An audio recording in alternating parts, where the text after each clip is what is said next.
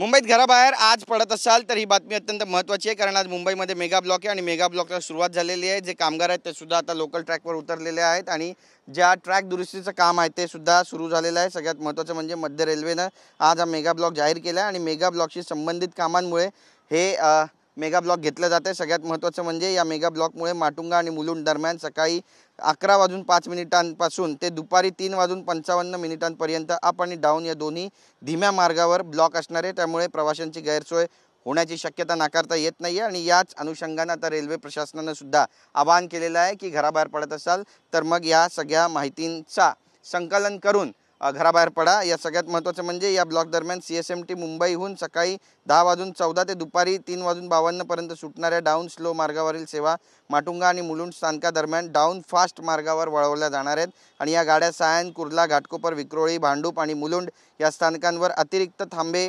देण्यात येतील असं सुद्धा बोललं जाते आणि नंतर मुलुंड स्थानकावर डाऊन स्लो मार्गावर या गाड्या वळवल्या जाणार आहेत। या बदलामुळे गाड्या त्यांच्या स्थानकावर पोहोचण्यास सुमारे 15 मिनिटं उशीर होणार आहे आणि त्यामुळे रेल्वेची जी वाहतूक आहे ती 15 मिनिटं उशिरानं सुरू राहील असं सुद्धा बोललं जातं। त्यामुळे मेगा ब्लॉक घेतला गेलेला आहे। त्यासोबतच पश्चिम मार्गावर आणि हार्बर मार्गावर सुद्धा हा मेगा ब्लॉक असणार आहे रेल्वेच्या दुरुस्तीकरिता।